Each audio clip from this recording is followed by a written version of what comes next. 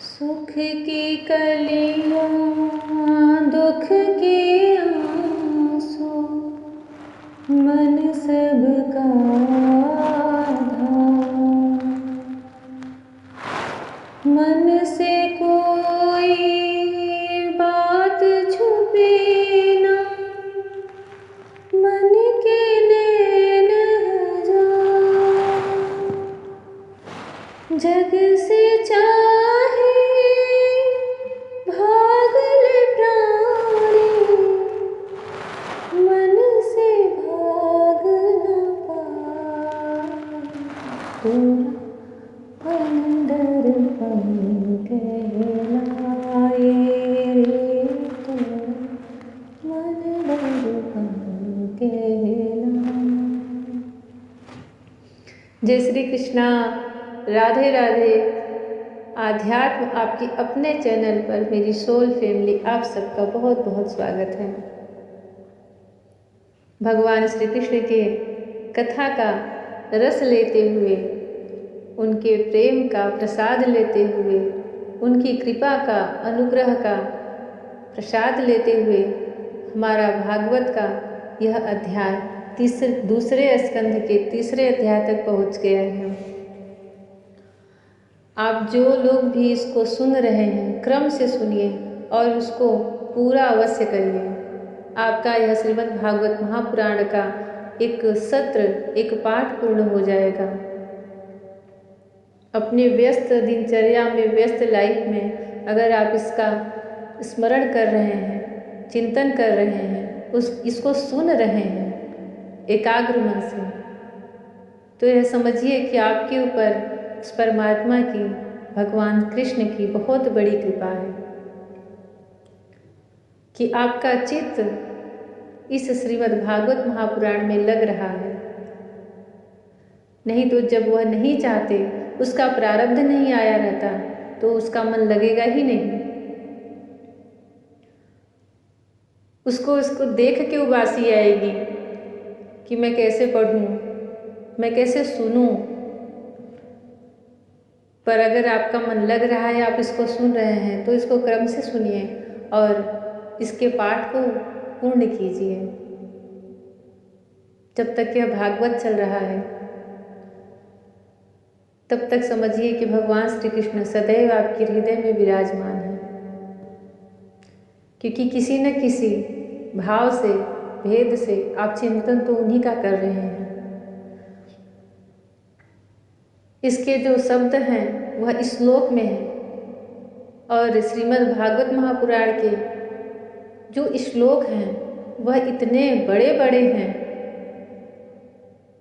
कि जो पंडित भागवत जो करने वाले होते थे पहले के, उनको भी श्रीमद् भागवत महापुराण के श्लोकों को उच्चारण करने के लिए अलग से उसको सीखना पड़ता था, क्योंकि जैसे सब भाषा होती है वैसे संस्कृत भी होती है, और हमारी वैदिक भाषा, आर्य भाषा संस्कृत ही है। पर मैं अपने यहाँ देखती थी जब मैं छोटी थी, तो इसके संस्कृत के उच्चारण के लिए सब सीखने आते थे हमारे घर पर, हमारे दादाजी लोगों से सीखने के लिए, क्योंकि सब संस्कृत सबकी सरल नहीं होती। और सबसे बड़ी बात यह है कि आप किसी भी भाषा का उच्चारण चाहे सही करो, गलत करो, उसका उतना मान्यता नहीं होता जितना कि संस्कृत के उच्चारण की शुद्धता पर होता है। इसीलिए मंत्र जो होते हैं संस्कृत में होते हैं। और अगर इसका इतना मैं प्रभाव है, मैं बताती हूँ कि अगर मंत्र आप गलत उच्चारण कर रहे हो तो आपके ऊपर उसका असर उल्टा ही पड़ने वाला है। नहीं आ रहा है तो आप हिंदी में पढ़ लीजिए। जो छोटे छोटे मंत्र होते हैं जो रोज की पूजा में होते हैं, पर अगर आपको उसका भी उच्चारण नहीं अच्छे से आ रहा है तो हिंदी में प्रार्थना कर लीजिए। पर संस्कृत में लिखे हुए मंत्रों का कभी भी गलत स्वर, उसका उच्चारण जो बोलते हैं, नहीं होना चाहिए। तो ये एक तरह से मंत्र है, पूरा श्रीमद् भागवत महापुराण एक मंत्र है, मंत्रों की शैली है। इसको हिंदी के अर्थ में लिखा गया है। इसके एक एक शब्द मंत्र हैं पूरे। आप इसको सुन रहे हैं, इसका चिंतन कर रहे हैं, तो समझ लीजिए उस भगवान को ही अपने मन में, अपनी अंतरात्मा में भज रहे हैं। भागवत में ऐसे भी आगे बहुत प्रसंग आएंगे जिसमें कि आपको सुनने को मिलेगा कि बड़े बड़े यज्ञ के विपरीत फल मिल गए हैं उनके जो पुरोहित होते थे, उनके मंत्रों के गलत उच्चारण से। काशी नरेश की तो पूरी नगरी जल गई थी। जब भगवान श्री कृष्ण का दशम स्कंद का प्रसंग आता है तब यह आती है कथा कि गलत उच्चारण करने से काशी नरेश की पूरी नगरी ही जल गई थी। उस यज्ञ से उन्हीं के विनाश के लिए कृत्या नाम की, मंत्रों के गलत उच्चारण से कृत्या नाम की एक बहुत बड़ी राक्षसी निकली थी। तो इतना तो प्रभाव होता है मंत्रों के उच्चारण में। और श्रीमद् भागवत महापुराण के जो संस्कृत में श्लोक लिखे गए हैं वह इतने कठिन हैं, इतने बड़े बड़े हैं, और जब तक उसके ऊपर की खींची हुई लाइन खत्म नहीं होती तब तक आपके स्वर बोलने के रुकने नहीं चाहिए। कुछ तालु से बोले जाते हैं, कुछ कंठ से बोले जाते हैं, कुछ स्वर से बोले जाते हैं। तो इसके लिए सब इसको हिंदी में अनुवाद किए ताकि सब सहज में इसको पढ़ सकें, परंतु है यह पूरा एक मंत्र का समूह। भगवान श्री कृष्ण की भक्ति की प्राप्ति के लिए यह श्रीमद् भागवत महापुराण एक मंत्रों का समूह है। जय श्री कृष्ण। कामनाओं के अनुसार विभिन्न देवताओं की उपासना तथा भगवत भक्ति के प्राधान्य का निरूपण।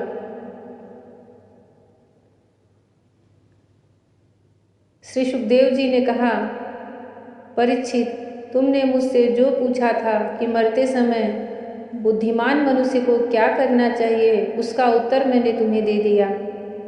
जो ब्रह्म तेज का इच्छुक हो वह बृहस्पति की।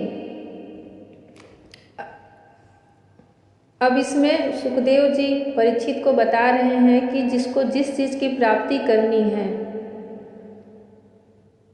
वह उस हिसाब से किस देवता की, किस दिव्य शक्ति की उपासना करें। तो पहले उन्होंने बोला कि जो ब्रह्म तेज का इच्छुक हो वह बृहस्पति की, जिसे इंद्रियों की विशेष शक्ति की कामना हो वह इंद्र की, और जिसे संतान की लालसा हो वह प्रजापतियों की उपासना करे। जिसे लक्ष्मी चाहिए वह माया देवी की, जिसे तेज चाहिए वह अग्नि की, जिसे धन चाहिए वह वसुओं की, और जिस प्रभावशाली पुरुष को वीरता की चाह हो उसे रुद्रों की उपासना करनी चाहिए। जिसे बहुत अन्न प्राप्त करने की इच्छा हो वह अदिति का, जिसे स्वर्ग की कामना हो वह अदिति के पुत्र देवताओं का, जिसे राज्य की अभिलाषा हो वह विश्वदेवों का, और जो प्रजा को अपने अनुकूल बनाने की इच्छा रखता हो उसे श्राद्ध देवताओं का आराधना करना चाहिए। आयु की इच्छा से अश्विनी कुमारों का, पुष्टि की इच्छा से पृथ्वी का, और प्रतिष्ठा की चाह हो तो लोकमाता पृथ्वी और आकाश का सेवन करना चाहिए। सौंदर्य की चाह से गंधर्वों की, पत्नी की प्राप्ति के लिए उर्वशी अप्सरा की, और सबका स्वामी बनने के लिए ब्रह्मा जी की आराधना करनी चाहिए। जिसे यश की इच्छा हो वह यज्ञ पुरुष की, जिसे खजाने की लालसा हो वह वरुण की, विद्या प्राप्त करने की आकांक्षा हो तो भगवान शंकर की, और पति पत्नी में परस्पर प्रेम बनाए रखने के लिए पार्वती जी की उपासना करनी चाहिए। धर्म उपार्जन करने के लिए विष्णु भगवान की, वंश परंपरा की रक्षा के लिए पितरों की, बाधाओं से बचने के लिए यक्षों की, और बलवान होने के लिए मरुदगढ़ों की आराधना करनी चाहिए। राज्य के लिए मनवंतरों के अधिपति देवों को, अभिचार के लिए निरति को, भोगों के लिए चंद्रमा को और निष्कामता प्राप्त करने के लिए परम पुरुष नारायण को भजना चाहिए। और जो बुद्धिमान पुरुष है वह चाहे निष्काम हो, समस्त कामनाओं से युक्त हो अथवा मोक्ष चाहता हो, उसे तो तीव्र भक्ति योग के द्वारा केवल पुरुषोत्तम भगवान की आराधना करनी चाहिए। जितने भी उपासक हैं उनका सबसे बड़ा हित इसी में है कि वे भगवान के प्रेमी भक्तों का संग करके भगवान में अविचल प्रेम प्राप्त कर ले। ऐसे पुरुषों के सत्संग में जो भगवान की लीला कथाएं होती हैं उनसे उस दुर्लभ ज्ञान की प्राप्ति होती है जिससे संसार सागर की त्रिगुणमयी तरंगमालाओं के थपेड़े शांत हो जाते हैं। हृदय शुद्ध होकर आनंद का अनुभव होने लगता है। इंद्रियों के विषयों में आसक्ति नहीं रहती। कैवल्य मोक्ष का सर्वसम्मत मार्ग भक्ति योग प्राप्त हो जाता है। भगवान की ऐसी रसमयी कथाओं का चस्का लग जाने पर भला कौन ऐसा है जो उनमें प्रेम न करे। सौनक जी ने कहा, सूत जी, राजा परीक्षित ने सुखदेव जी की यह बात सुनकर उनसे और क्या पूछा। वे तो सर्वज्ञ होने के साथ ही साथ मधुर वर्णन करने में भी बड़े निपुण थे। सूत जी, आप तो सब कुछ जानते हैं, हम लोग उनकी वह बातचीत बड़े प्रेम से सुनना चाहते हैं। आप कृपा करके अवश्य सुनाइए, क्योंकि संतों की सभा में ऐसी ही बातें होती हैं जिनका पर्यवसान भगवान की रसमयी लीला कथा में ही होता है। पांडुनंदन महारथी राजा परीक्षित बड़े भगवत भक्त थे। बाल्यावस्था में खिलौनों से खेलते समय भी वे श्री कृष्ण लीला का ही रस लेते थे। भगवान में श्री सुखदेव जी भी जन्म से ही भगवत परायण हैं। ऐसे संतों के सत्संग में भगवान के मंगलमय गुणों की दिव्य चर्चा अवश्य ही हुई होगी। जिसका समय भगवान श्री कृष्ण के गुणों के गान अथवा श्रवण में व्यतीत हो रहा है, उसके अतिरिक्त सभी मनुष्यों की आयु व्यर्थ जा रही है। ये भगवान सूर्य प्रतिदिन अपने उदय और अस्त से उनकी आयु छीनते जा रहे हैं। क्या वृक्ष नहीं जीते? क्या लुहार की धौंकनी सांस नहीं लेती? गांव के अन्य पालतू पशु क्या मनुष्य पशु की तरह खाते पीते नहीं हैं?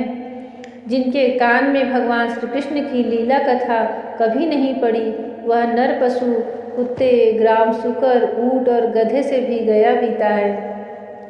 सूत जी, जो मनुष्य भगवान श्री कृष्ण की कथा कभी नहीं सुनता, उसके कान बिल के समान है। जो जीभ भगवान की लीलाओं का गायन नहीं करती, वह मेढक की जीभ के समान टर टर करने वाली है।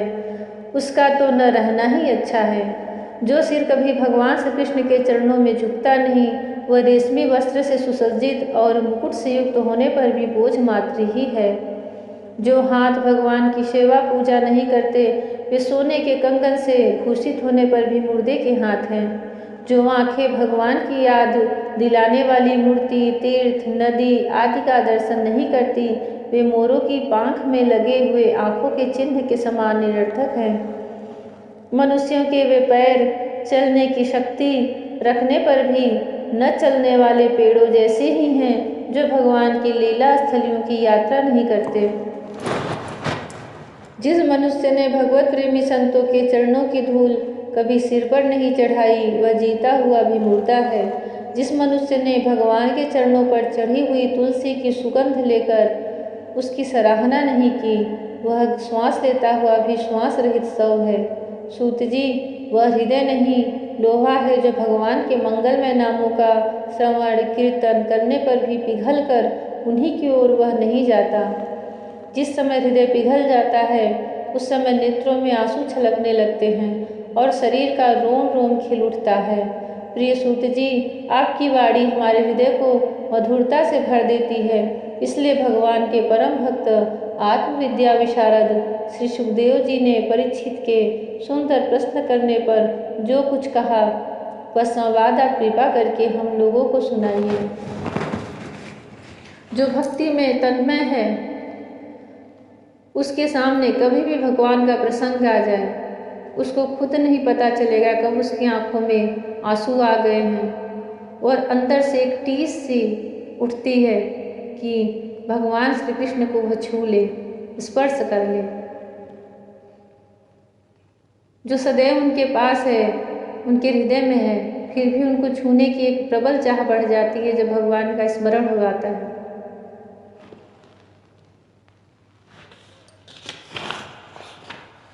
सूत जी कहते हैं, सुखदेव जी के वचन भगवत तत्व का विनिश्चय कराने वाले थे। उत्तरानंदन राजा परीक्षित ने उन्हें सुनकर अपनी शुद्ध बुद्धि भगवान श्री कृष्ण के चरणों में अनन्य भाव से समर्पित कर दी। शरीर, पत्नी, पुत्र, महल, पशु, धन, भाई, बंधु और निष्कंटक राज्य में नित्य के अभ्यास के कारण उनकी दृढ़ ममता हो गई थी। एक क्षण में ही उन्होंने उस ममता का त्याग कर दिया। शौनकादि ऋषियों महामनस्वी परीक्षित ने अपनी मृत्यु का निश्चित समय जान लिया था, इसलिए उन्होंने धर्म, अर्थ और काम के संबंध में रखने वाले जितने भी कर्म थे उनका संन्यास कर दिया।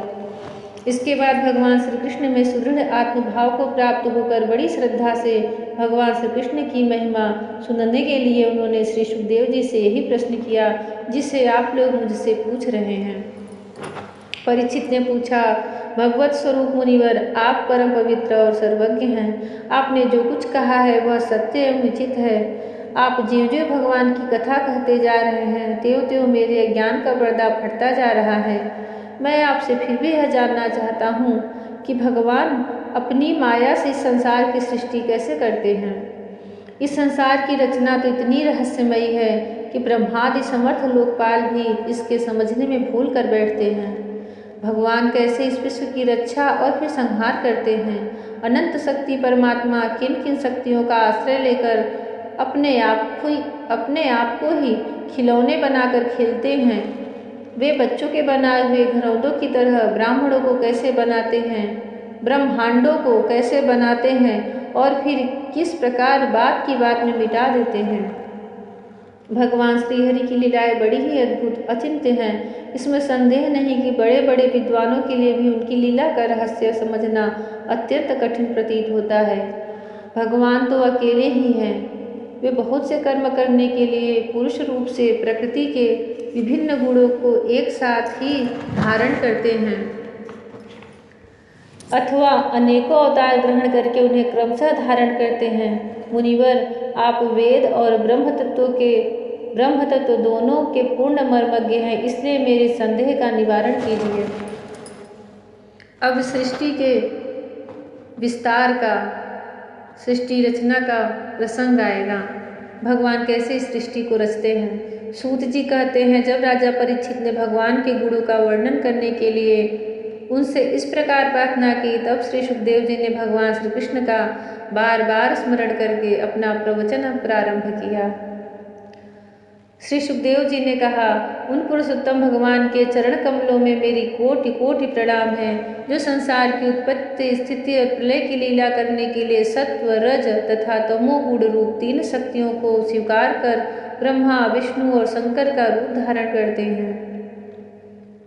जो समस्त चर अचर प्राणियों के हृदय में अंतर्यामी रूप से विराजमान है, जिनका स्वरूप और उसकी उपलब्धि का मार्ग बुद्धि के विषय नहीं है, जो स्वयं अनंत हैं तथा जिनकी महिमा भी अनंत है, हम पुनः बार बार उनके चरणों में नमस्कार करते हैं। जो सत्पुरुष दुख मिटाकर उन्हें अपने प्रेम का दान करते हैं, दुष्टों की सांसारिक बढ़ती रोककर उन्हें मुक्ति देते हैं तथा जो लोग परमहंस आश्रमों में स्थित हैं उन्हें उनकी भी अभिष्ट वस्तु का दान करते हैं, क्योंकि चर अचर समस्त प्राणी उन्हीं की मूर्ति हैं, इसलिए किसी से भी उनका पक्षपात नहीं है। जो बड़े ही भक्तवत्सल हैं और हठपूर्वक भक्तिहीन साधन करने वाले लोग, जिनकी छाया भी नहीं छू सकते, जिनके सम्मान भी किसी का ऐश्वर्य नहीं है, फिर उससे अधिक तो हो ही कैसे सकता है। तथा ऐसे ऐश्वर्य से युक्त होकर जो निरंतर ब्रह्म स्वरूप अपने धाम में विहार करते रहते हैं, उन भगवान श्री कृष्ण को मैं बार बार नमस्कार करता हूँ। जिनका कीर्तन, स्मरण, दर्शन, वंदन, श्रवण और पूजन जीवों के पापों को तत्काल नष्ट कर देता है, उन पुण्य कीर्ति भगवान श्री कृष्ण को बार बार नमस्कार है।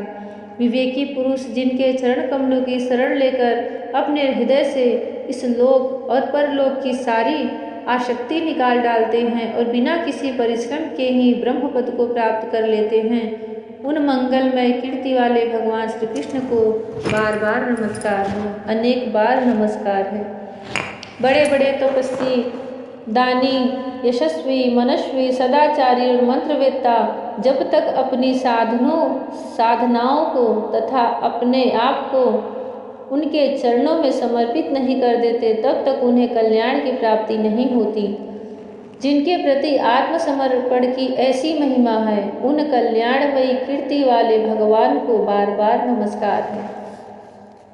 किरात, हूण, आंध्र, पुलिंद, पुलकस, आभीर, कंक, यवन और खस आदि नीच जातियाँ तथा दूसरे पापी जिनके शरणागत भक्तों की शरण ग्रहण करने से ही पवित्र हो जाते हैं, उन सर्वशक्तिमान भगवान को बार बार नमस्कार है। वे ही भगवान ज्ञानियों की आत्मा हैं, भक्तों के स्वामी हैं, कर्मकांडियों के लिए वेद मूर्ति हैं, धार्मिकों के लिए धर्म मूर्ति हैं और तपस्वियों के लिए तपः स्वरूप है। ब्रह्मा, शंकर आदि बड़े बड़े देवता भी अपने शुद्ध हृदय से उनके स्वरूप का चिंतन करते और आश्चर्यचकित होकर देखते रहते हैं। वे मुझ पर अपने अनुग्रह की प्रसाद वर्षा करें।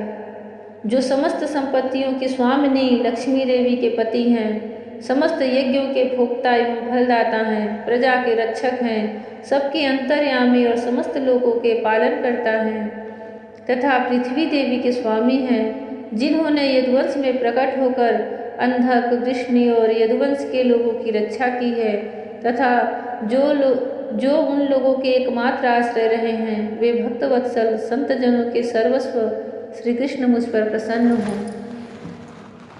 विद्वान पुरुष जिनके चरण कमलों के चिंतन रूप समाधि से शुद्ध हुई बुद्धि द्वारा आत्म तत्व का साक्षात्कार करते हैं तथा उनके दर्शन से अनंतर अपनी अपनी मति और रुचि के अनुसार जिनके स्वरूप का वर्णन करते रहते हैं, वे प्रेम और मुक्ति के लुटाने वाले भगवान श्री कृष्ण मुझ पर प्रसन्न हो। जिन्होंने सृष्टि के समय ब्रह्मा के हृदय में पूर्वकल्प की स्मृति जागृत करने के लिए ज्ञान की अधिष्ठात्री देवी को प्रेरित किया और वे अपने अंगों के सहित वेद के रूप में उनके मुख से प्रकट हुई, वे ज्ञान के मूल कारण भगवान मुझ पर कृपा करें, मेरे हृदय में प्रकट हों। भगवान ही पंचमहाभूतों से इन शरीर का निर्माण करके इनमें जीव रूप से शयन करते हैं और 5 ज्ञानेंद्रिय, 5 कर्मेंद्रिय, 5 प्राण और 1 मन, इन 16 कलाओं से युक्त होकर इनके द्वारा 16 विषयों का भोग करते हैं। वे सर्वभूतमय भगवान मेरी वाणी को अपने गुणों से अलंकृत करते। संत पुरुष जिनके मुख कमल से मकरंद के समान झरती हुई ज्ञानमय सुधा का पान करते रहते हैं, उन वासुदेवावतार सर्वज्ञ भगवान व्यास के चरणों में मेरा बार बार नमस्कार है। परीक्षित, वेदगर्भ स्वयंभू ब्रह्मा ने नारद के प्रश्न करने पर यही बात कही थी जिसका स्वयं भगवान नारायण ने उन्हें उपदेश किया था और वही मैं तुमसे कह रहा हूँ। अगला अध्याय सृष्टि वर्णन। जय श्री कृष्ण। भगवान की रचना यह सारा ब्रह्मांड एक ज्ञानी पुरुष जब अपने स्वयं के आत्म चेतना से उसको सुनाने जा रहा है तो भगवान श्री कृष्ण से वह प्रार्थना कर रहे हैं कि आप मेरी वाणी को अपने गुणों से अलंकृत करें और मेरे ध्यान में आप सहज प्रकट हो जाएं, ताकि मैं परीक्षित को, जिनका कि जीवन सिर्फ 7 दिन बचा है, उनको उस आत्मज्ञान की प्राप्ति करा दूं जिससे कि उन्हें आपका परम धाम प्राप्त हो जाए। श्री सुखदेव मुनि के चरणों में नमस्कार है। जय श्री कृष्ण। राधे राधे। हरि ओम।